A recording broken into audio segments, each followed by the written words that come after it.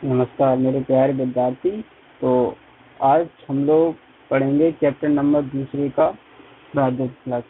ठीक है, तो ब्रैकेट फ्लक्स की जो चैप्टर नंबर जो दूसरा है उसको हम स्टार्ट कर चुके हैं। उसमें हम लोग यानी लिख चुके हैं यानी कि क्षेत्रफल वेक्टर है और घनकोण। उसके बाद हेडिंग आती है ब्रैकेट फ्लक्स। तो ब्रैकेट फ्लक्स समझने से पहले थोड़ा हम पीछे क्लास में चले जाते हैं और उन चीज़ों जो पिछले क्लास में हम लोग पढ़ चुके हैं, जैसे कि वैद्युत क्षेत्र है और वैद्युत बल रेखाएं, इनके बारे में पहले समझें। उसके बाद हम समझाएं वैद्युत फ्लक्स क्या होता है। तो मैं समझाना चाहता हूं कि वैद्युत क्षेत्र, अगर वैद्युत क्षेत्र को निरूपित करना है तो या कह सकते हैं वैद्युत क्षेत्र को हम किससे निरूपित करते हैं। तो वैद्युत क्षेत्र को हमेशा हम वैद्युत बल रेखाओं से प्रदर्शित करते हैं। ये हमारी वैद्युत बल रेखा है। जहाँ पर वैद्युत बल रेखाएं होती हैं वहाँ पर क्या होता है, वैद्युत क्षेत्र होता है। और जहाँ वैद्युत बल रेखाएं नहीं होती वहाँ वैद्युत क्षेत्र हम शून्य मान सकते हैं। ठीक है, तो वैद्युत क्षेत्र को ध्यान रहे, वैद्युत क्षेत्र को हम प्रदर्शित करते हैं वैद्युत बल रेखाओं से। तो आखिर करें वैद्युत फ्लक्स क्या होता है। तो वैद्युत फ्लक्स समझें तो सबसे पहले हम बनाएंगे वैद्युत क्षेत्र। क्या बनाएंगे, वैद्युत क्षेत्र। मैंने मान लिया कि यहाँ पर कोई वैद्युत क्षेत्र है। ठीक है, ये वैद्युत बल रेखाएं, और अगर वैद्युत बल रेखाएं समांतर होती हैं तो हम मान सकते हैं वहाँ पर वैद्युत क्षेत्र कैसा होता है, एक समान होता है। तो यहाँ पर मैं इस वैद्युत क्षेत्र में कोई काल्पनिक पृष्ठ मैंने मान लीजिए। ठीक, तो ये कोई काल्पनिक पृष्ठ है, ये पृष्ठ है। तो इस पृष्ठ से हम लोग देख रहे हैं कि एक वैद्युत बल रेखा, दो वैद्युत बल रेखा, तीन वैद्युत बल रेखा निकल रही है। और एक ये वाली नहीं निकल, ये निकल रही है, ये निकल रही है, और ये निकल रही है, और ये नहीं निकल रही है। तो वैद्युत फ्लक्स कहते कैसे, वैद्युत फ्लक्स कहते हैं किसी काल्पनिक यानी वैद्युत क्षेत्र में, ये क्या हो गया इतना पोर्शन, ये हो गया हमारा वैद्युत क्षेत्र। वैद्युत क्षेत्र में अगर कोई काल्पनिक पृष्ठ या पृष्ठ कोई रख देते हैं तो उससे जो गुजरने वाली वैद्युत बल रेखाओं की संख्या होती है, इसमें कितनी है, तीन है, तीन गुजर रही है। तो जो वैद्युत बल रेखाओं की संख्या होती है उसी को हम वैद्युत फ्लक्स कहते हैं। समझे, फिर से एक बार दोबारा समझाना चाहते हैं। अगर हम कोई वैद्युत क्षेत्र ले लें और वैद्युत क्षेत्र में कोई एक ऐसा काल्पनिक पृष्ठ रख दें जिससे कि वैद्युत बल रेखाएं गुजरें, तो जितनी वैद्युत बल रेखाओं की संख्या गुजरती है उसी को हम वैद्युत फ्लक्स कहते हैं। ठीक है, तो इसमें तीन गुजर रही हैं तो तीन कह सकते हैं। तो परिभाषा हमारी बनती है, लिखें आप लोग, हम लिखेंगे नहीं इस व्हाइट बोर्ड पर, आप लिखेंगे डायरेक्ट। वैद्युत क्षेत्र में रखे, वैद्युत क्षेत्र में रखे किसी काल्पनिक पृष्ठ से, वैद्युत क्षेत्र में रखे किसी काल्पनिक पृष्ठ से गुजरने वाली वैद्युत बल रेखाओं की संख्या को, वैद्युत बल रेखाओं की संख्याओं को वैद्युत फ्लक्स कहते हैं, वैद्युत फ्लक्स कहते हैं। इसे नई लाइन से लिखेंगे पैराग्राफ छोड़कर, इसे फाई ई से प्रदर्शित करते हैं।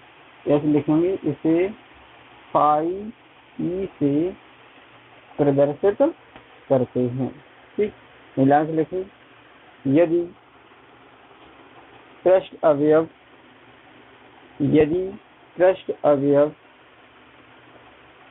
दिए वेक्टर, पृष्ठ अवयव लिखेंगे दिए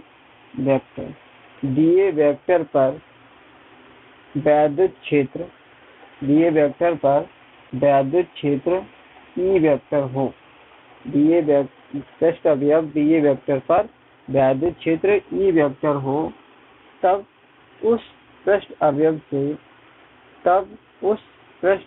से गुजरने वाला वैद्युत फ्लक्स, तो उस पृष्ठ अवयव से गुजरने वाला वैद्युत फ्लक्स क्या होगा, यहाँ समझेंगे। वैद्युत फ्लक्स नई लाइन से लिखेंगे, डी फाई ई बराबर हो जाएगा E vector dot D A, ये हमारा सूत्र आ जाता है। अब इस सूत्र से समझते हैं। सबसे पहले कंफ्यूजन तो ये है, ई वेक्टर और डी वेक्टर ये दोनों सदिश राशियां हैं, उनके बीच ये डॉट कैसे लग गया, अदिश गुणा लग गया। तो हम लोगों ने क्लास फर्स्ट ईयर में हम लोगों ने जाना कि दो सदिश राशियों के बीच अदिश गुणा भी हो सकता है। तो अब ये अदिश गुणा लग कैसे गया, तो आपको याद होगा अभी मैंने परिभाषा जो लिखा है इसमें लिखा है ये वैद्युत क्षेत्र में किसी काल्पनिक पृष्ठ से गुजरने वाली वैद्युत रेखाओं की संख्याओं को। ये संख्या कैसी राशि होती है? संख्या एक अदिश राशि होती है। संख्या एक अदिश राशि जो होती है, इसलिए यहाँ पर कौन सा गुणा आएगा? अदिश गुणा आता है। ठीक है, तो इतना आप लिखने के बाद नई लाइन से लिखेंगे कौन बना के इस प्रकार से, संपूर्ण पृष्ठ से गुजरने वाला वैद्युत फ्लक्स, गुजरने वाला वैद्युत फ्लक्स। तो संपूर्ण पृष्ठ से गुजरने वाला वैद्युत फ्लक्स क्या होगा? तो संपूर्ण यानी पूरा पृष्ठ ले लेंगे। पूरा जो पृष्ठ होगा तुम्हारा, तो फाई ई बराबर, ध्यान रहे, तो जो संपूर्ण पृष्ठ से गुजरना है तो इसके लिए हम लगा देते हैं क्या? समाकलन। समाकलन किसका काम करता है? यू का काम करता है। हो जाएगा E vector dot D A. ठीक, ये सूत्र दिया जाता है। नेक्स्ट कौन बना के लिखेंगे? यदि पृष्ठ अवयव डी वेक्टर तथा वैद्युत क्षेत्र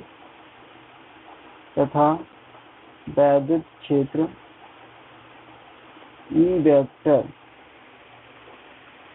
के बीच का कोण थीटा हो, तब क्या लिखेंगे? बीच का कोण थीटा हो तब सूत्र मान जाएगा फाई ई बराबर integration E P A cos. एक सूत्र हमारा ये हो जाता है। तो ये हालांकि है एक ही सूत्र, लेकिन आगे तीन रूप आपके सामने आ जाते हैं। अब समझते हैं क्या मात्रक के बारे में। मात्रक क्या होगा? मात्रक हमने लिख लिया होगा, ये आपको इतना लिखना है। इसके बाद अब बात करते हैं मात्रक की। तो मात्रक कैसे निकालेंगे? मात्रक ध्यान रहे, मात्र याद नहीं करने पड़ते, इसी से याद हो जाते हैं आपके सूत्र से। तो फाई ई बराबर हो जाएगा ई डी ए, समझ ना? ई डी ए मैंने सपोजर मान लिया, और सीटा तो ये इसका तो घुमा ही है। ई क्या है? वैद्युत क्षेत्र है, डी ए है क्षेत्रफल। तो ई वेक्टर बराबर क्या होता है? क्यू अपॉन और एफ अपॉन क्यू और डी ए। ये आ गया हमारा बल। बल का मात्रक क्या हुआ? न्यूटन।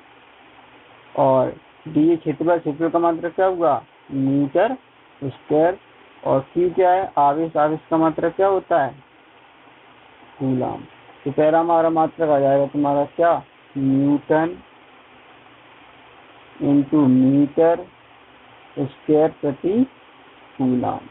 तो ये हमारा जाता है एक सूत्र, एक मात्रक हो जाता है। दूसरा मात्रक क्या होगा? दूसरा मात्रक को समझें।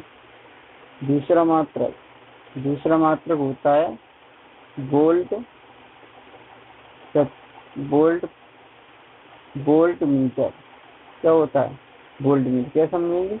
फाई ई बराबर हो गया तुम्हारा ई डी ए। ई बराबर होता है B upon L into D A. B क्या है? विभव का मात्रक क्या हुआ? वोल्ट। एल लंबाई या दूरी का मात्रक क्या होता है? मीटर। क्षेत्रफल का मात्रक क्या होता है?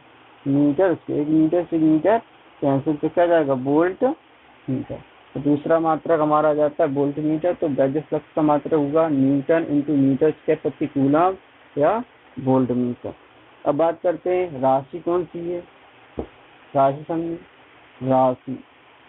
राशि आप लोगों को याद होगा, कौन सा गुणा लगा यहाँ पर? अदिश गुणा लगा। तो कौन सी राशि होगी? ये होगी अदिश राशि। तो राशि अदिश। अगर बात करते हैं विमीय सूत्र की, तो विमीय सूत्र याद रखें। विमीय सूत्र क्या होगा?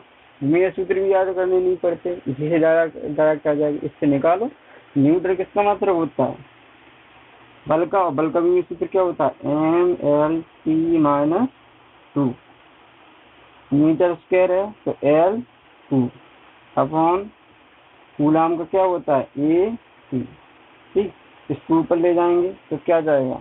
ध्यान रखना, एम एक 2 और एक 3, एल 3 T टी प्लस के ऊपर आ जाएगा माइनस पे जाएगा, तो क्या है टी माइनस 3 और ए माइनस 1। तो ये हमारे हो जाते हैं क्या, मात्रक राशि और विमेय सूत्र। अब है डालेंगे विशेष स्थितियां। अब डालेंगे विशेष स्थितियां। विशेष स्थितियां। विशेष स्थितियां में नंबर 1 डाल के लिखेंगे, यदि पृष्ठ क्षेत्रफल वैद्युत क्षेत्र के लंबवत हो। यदि पृष्ठ क्षेत्रफल वैद्युत क्षेत्र के लंबवत हो, अर्थात लिखेंगे थीटा बराबर 0। अब आपको कंफ्यूजन ये होती है, लंबवत का मतलब होता है 90 अंश, यहाँ पे 0 अंश क्यों ले रहे। अब समझें, यहाँ पर ये कोई पृष्ठ है, ये ठीक है, यहाँ से वैद्युत रेखाएं गुजर रही हैं, ये गुजर रही हैं इस प्रकार से। तो हम लोगों ने पहले ही इस चैप्टर से शुरू करने से पहले हम लोगों ने एक राशि के बारे में जाना था जिसका नाम था वैद्युत क्षेत्रफल, क्षेत्रफल वेक्टर। तो क्षेत्रफल वेक्टर की दिशा हमेशा किधर हो, जिसका लिखे लंबा तथा बाहर की। अगर हमने यहाँ पर कोई पृष्ठ अवयव दे दिया, अगर उसका क्षेत्र अगर हमने पता किया उसके क्षेत्रफल की दिशा क्या है, क्षेत्रफल वेक्टर की दिशा उस क्षेत्रफल की दिशा किधर होगी, तल के लंबा तथा बाहर की। तो इस पृष्ठ अवयव की जो क्षेत्रफल की जो दिशा होगी तल के लंबा तथा बाहर की ओर होगी, डीए वेक्टर। और ये क्या हो गया हमारा ई वेक्टर। तो इनके बीच का कोण ये जो थीटा होता है, ये थीटा ये डी वेक्टर और ई वेक्टर के बीच का कोण होता है। तो ये पृष्ठ जो क्षेत्रफल है वो तो लंबवत है, लेकिन क्षेत्रफल की दिशा क्या होगी, इसके समांतर। तो याद रहे, ये बहुत कंफ्यूजन रहता है। अगर वैद्युत फ्लक्स अगर निकालना हो कभी भी, तो अगर लंबवत कहे तो हमेशा 0 लेते हैं, और समांतर कहे तो हमेशा 90 अंश लेते हैं। तो थीटा बराबर क्या जाएगा 0 डिग्री, रख दे मान। फाई ई बराबर, तो लिखेंगे हम नहीं ध्यान से, फाई ई बराबर integration E D A cos 0 अंश। कॉस 0 अंश का मान क्या हो जाएगा 1 होता है, तो क्या जाएगा ई डी ए। तो ये हमारा हो जाता है। नंबर दूसरा लिखें, नंबर दूसरा लिखें, यदि पृष्ठ क्षेत्रफल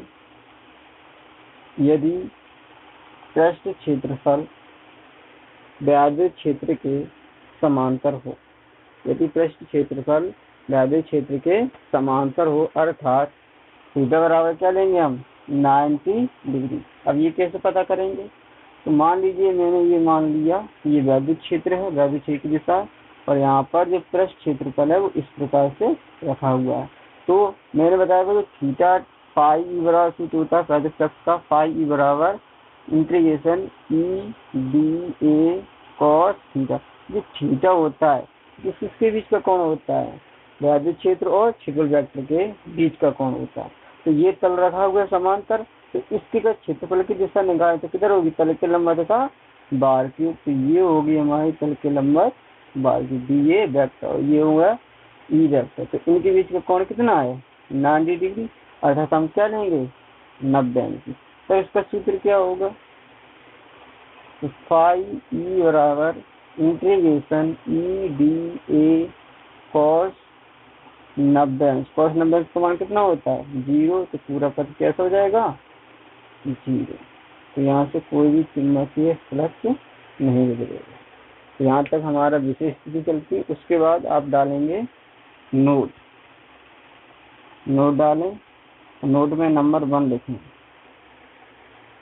नोट में नंबर 1 लिखें, क्या लिखेंगे वो पहले समझ लें। अगर कोई पृष्ठ अवयव हो, समझे ना, अगर कोई पृष्ठ अवयव हो और उसमें वैद्युत रेखाएं अगर प्रवेश करती हैं, अगर वैद्युत रेखाएं अगर प्रवेश करती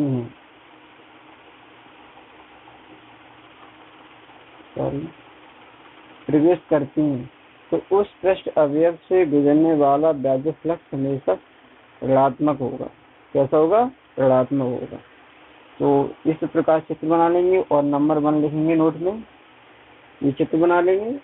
और आप पूछ रहे हो सर कैसे पता करेंगे ऋणात्मक, तो आपको एक चीज गुण याद होगी आवेशों के गुण में कि वैद्युत रेखाएं जो होती है ऋणावेश में प्रवेश करती हैं। तो इसमें हमें जो पता है कि ये जो पृष्ठ है इसमें कहीं ना कहीं माइनस आवेश ही तो रखा होगा, इसलिए तो ये वैद्युत रेखाएं इसमें प्रवेश कर रही हैं। तो ऐसे समझ सकते हैं कि इसमें कोई आवेश कैसा रखा होगा, ऋणात्मक रखा होगा। तो इसलिए इस फ्लक्स कैसा होगा, ऋणात्मक होगा। ठीक, तो लिखेंगे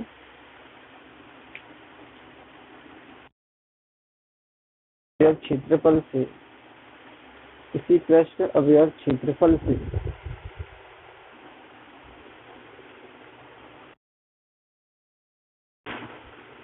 एक मिनट